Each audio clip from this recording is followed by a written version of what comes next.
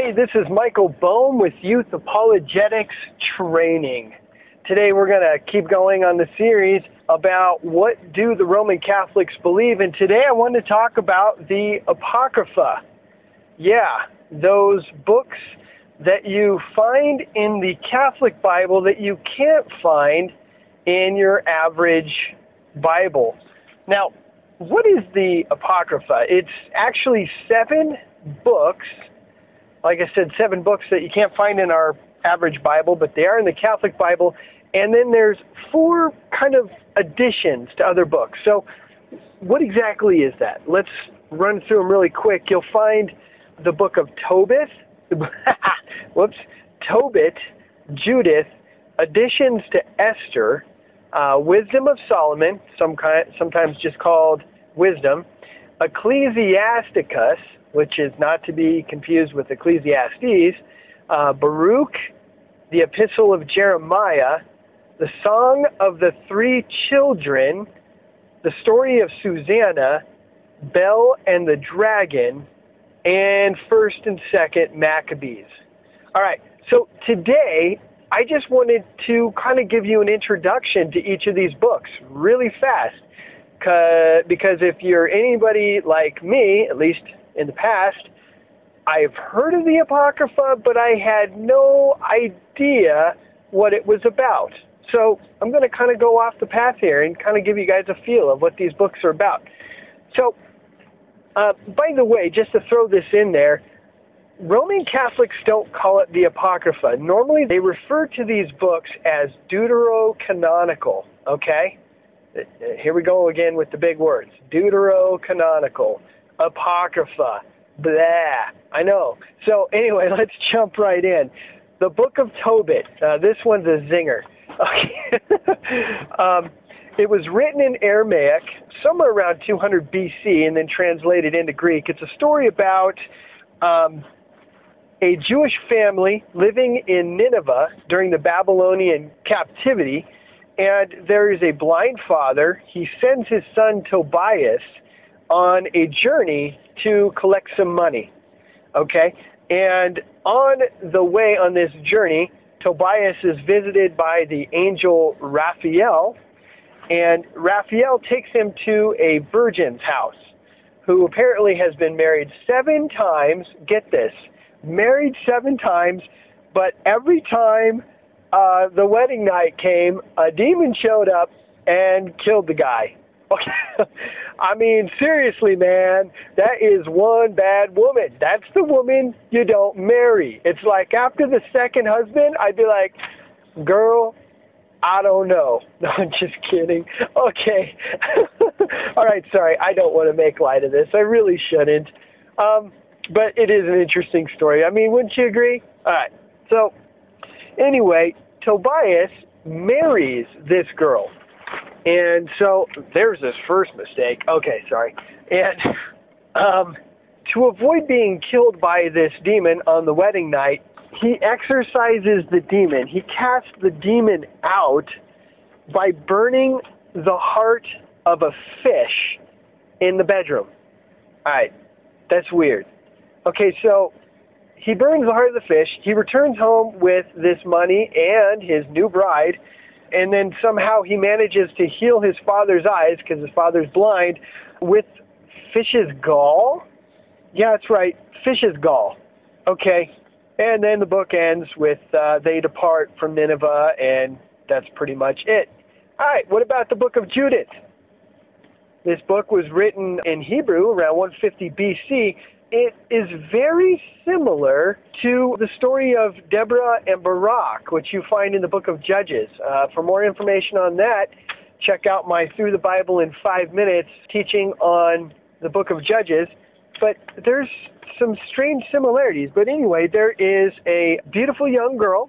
She's a widow, and her name is Judith. She saves her city from a military siege by, well, she goes to the camp of the enemy, and she finds out who the leader is. She flirts with him. She kind of lures him in, gets him drunk, and then cuts off his head while he's sleeping in his tent. So kind of like the Deborah and Baruch story, A little bit similar. We have the theme of a woman getting the leader to come into her tent.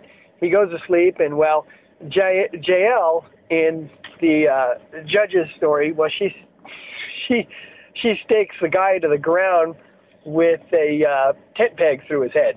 But anyway, right, so she cuts this guy's head off when he's drunk. I mean, you could say that Judith found a way to get ahead in life. I mean, the military commander got drunk and lost his head. Okay, all right, I'll stop. All right, Phil, I'll stop. But you got to admit, Judith made headway with the commander.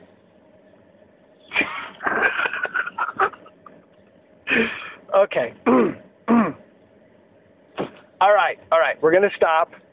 Let's just end this by saying the cause of peace got a very good head start that day. All right, okay, I'm done. All right, so let's move on. That's pretty much the book of Judith.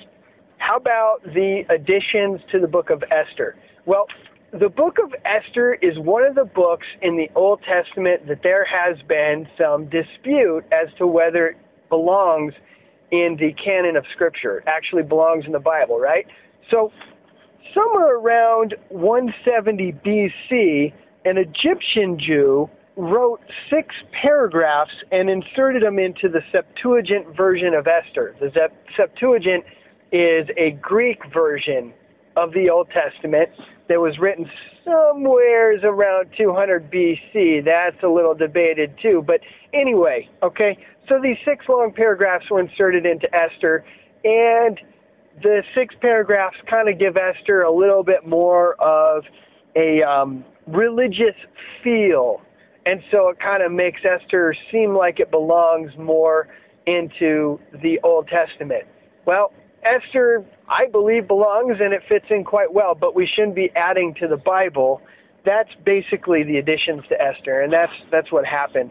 How about the wisdom of Solomon? Well, sometimes it's referred to as just the book of wisdom or just wisdom, and it was written by an Alexandrian Jew somewhere around 100 BC, and it's kind of played off as being more wisdom of the King Solomon.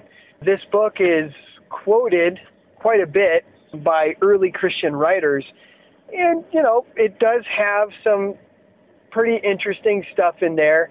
Again, it's nothing that you would want to call Scripture, okay? But Wisdom of Solomon does have some interesting lessons. It compares Jewish religion with Greek philosophy, and it portrays faith as being the highest form of wisdom, stuff like that. Well, let's move on. Ecclesiasticus. Again, this has nothing to do with Ecclesiastes. It was written somewhere around 200 BC. It also goes by the name The Wisdom of Jesus, son of Sirach. And sometimes it's just referred to as Sirach. The book basically is a bunch of proverbs and sayings about common life pulled together in various sections. And then there is the book Baruch. Now, if you have read the book of Jeremiah, Baruch is Jeremiah's scribe. The book of Baruch, it is 5 chapters long, and it pretty much just exhorts the people against idolatry. It talks about God's wisdom. It gives some promises to those who are faithful Jews. And this book, interestingly enough, it was written somewhere around 150 BC, but here we go again. It's written as if it is Baruch talking. So a little deceitful there, don't you think? And I think I'm going to stop right there. Come out to the website, youthapologeticstraining.com, and leave some questions and comments. I am not just saying that. I want to talk to you guys. And with that, I love you guys, and I'll see you tomorrow.